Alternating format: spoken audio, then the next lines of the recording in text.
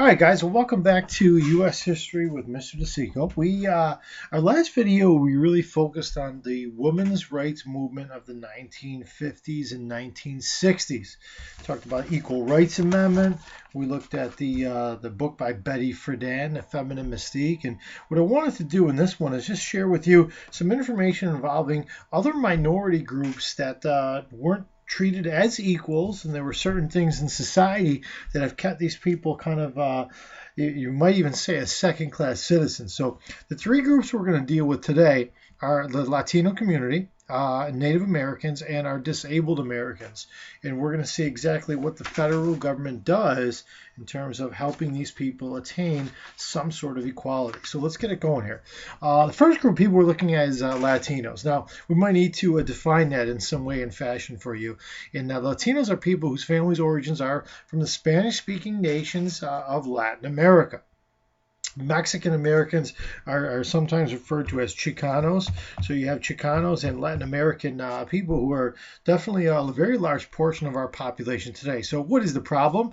They've been denied equal opportunities in certain aspects of American society, and first and foremost being education and housing. So if you needed to write down that the vocabulary for yourself on the left side of my worksheet, that'd be great. There were some people just like Betty Friedan and Susan B. Anthony, and the activists who kind of got out there and were the voice for these people. So the one guy you want to remember is Cesar Chavez. All right. And if you ever had a Caesar salad, you're thinking of the leafy variety of vegetables. And if you're thinking of that, you'd be aware of the majority of what this population did, and those were farmers, right? So what you had a large number of Chicanos who were employed as farm workers, migrant farm workers, still happening in today's society, right? Well, they faced discrimination, very low pay, hazardous working conditions. Some of these individuals weren't citizens, so they were being exploited by the farm owners. Well, this leader came out, Cesar Chavez. He adopted the Martin Luther King variety of this nonviolent way, and what he did was he started a labor union for farm workers. And he was able to, he had a very big charismatic voice, great public speaker.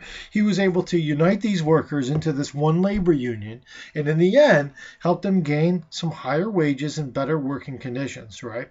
Self-esteem began to rise among this Latin American population. Finally, somebody kind of had their back and was able to do something for them. So it made Latino culture more visible, whereas they were seen to be behind the scenes, and really began to better their condition in America. So Cesar Chavez, labor movement for those migrant farm workers from those Latin American countries. So you may not want to forget about that. You may remember the labor movement from the late 1800s, the AFL-CIO and the Knights of Labor, and it worked for those other immigrant populations. It began to work for our farmers from these other minorities groups. So what you guys see, the Chavez Red boycott, stop buying these products until you receive your better pay, and it actually works. So we're going to turn the page here a little bit to the Native Americans. So you should by this point have a history of Native American interactions with our American government, and a bunch of unequal treaties back in the 16 and 1700s, and being pushed westward. In the late 1800s, we looked at a series of Native American wars and eventual reservations that were formed. So let's take a look at a few positives, right? There were some early victories in the 20th century. So that we're looking at the early 1900s. So the big year for Native Americans is 1924. They were granted full citizenship. So they were seen as citizens of America in 1924. That was under Calvin Coolidge. During the 1930s, you'll see FDR reorganize what was happening with Native Americans. So they rebuilt their tribal, some of the tribal lands. They promoted their tribal cultures, and Native American population began to rise. So there were some good things that were happening for the Native American culture. So there you have, keeping cool with Calvin Coolidge, 1924, full citizenship, and then you have FDR reorganizing, some of those tribal lands, all right? So what is going on that's negative with Native Americans? Well, their conditions remain pretty poor. They were living in these secluded areas, and just simply weren't achieving the jobs that they needed to make the dough that other people were. Per capita income was far below poverty level. Right, so they don't have a lot of money. Alcoholism, suicide rates were really high among this one ethnic group. That usually signifies that there's a problem here. All right. Unemployment rates were higher than the national levels, and high school dropout rates around 50%. These kids did not stay in school, they did not gain no skills, and ended up being a pretty hard life for them. So what you had is this kind of the Native Americans saw other groups achieving certain goals and striving for the rights that they wanted in the 1950s and 60s. And now you have the Native Americans saying, hey, we need to organize ourselves and we need to do something to benefit ourselves. So they did organize. And if you remember late in the civil rights movement, there was this idea of black power. And now what you had here was the idea of red power, right? And you're going to see this Ames little, what is it? Native Americans learned from the African American Civil Rights Movement. And what do you have? This AIM. What is it? American Indian Movement, right? They are going to pressure the government to do things to benefit their particular group. And we're going to see what those protests led to right now. So what do you have? Well, in 69, a bunch of militant Native Americans actually seized the island and seized the jail of Alcatraz, the prison, right? Demanded it to be turned into a cultural center for their people. That did not happen. But in 72, they occupied the Bureau of Indian Affairs and demanded the rights and property that was promised to them in the earlier treaties. That's going all the way back to those unequal treaties, right?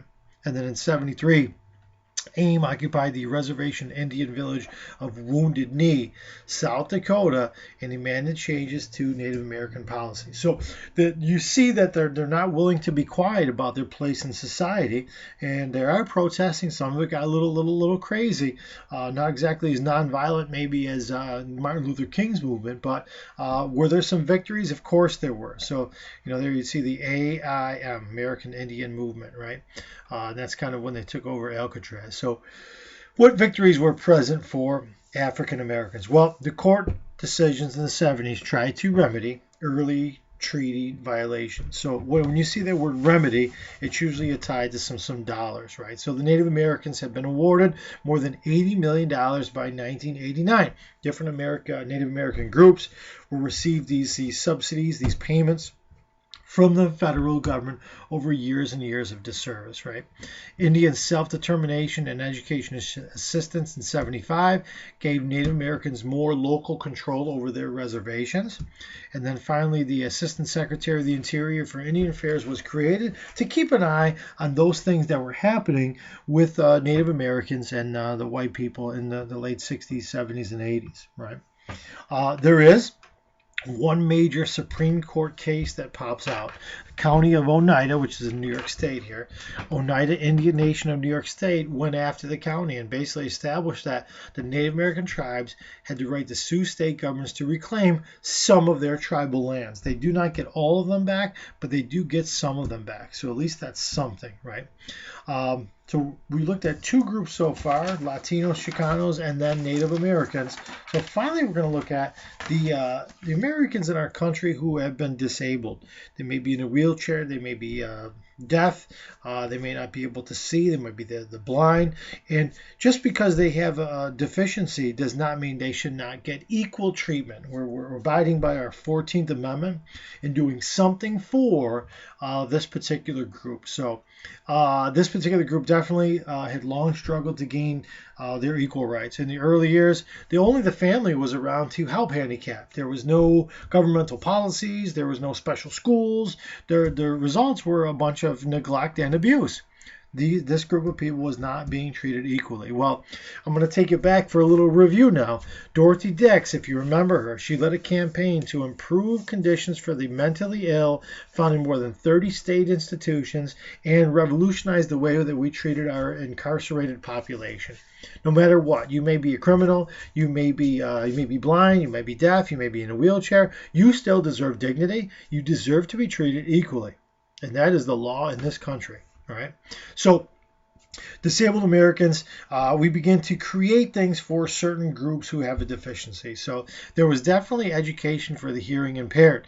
And you see this college in Washington, D.C. Look at the year. Very early on, it's a program for helping hearing and impaired students. Obviously, this protest for this disabled population happening in the 70s and 80s, the government simply wasn't doing enough. Okay, there is a national Technical Institute for the Deaf at the RIT, Rochester Institute of Technology, provides deaf students with college training in technical and scientific fields. So you can go to certain colleges if you're hearing impaired, but what about wheelchair access? What about people who can't see? So we need to do more, right?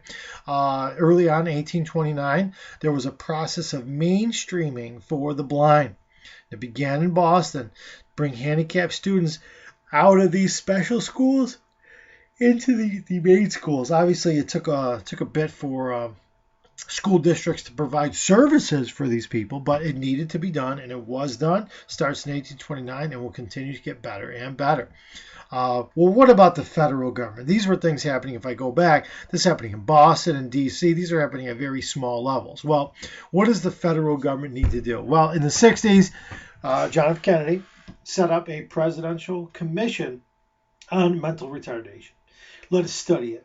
Let's highlight their problems, and let's feed them help. Let's give them what they need, what they deserve. All right.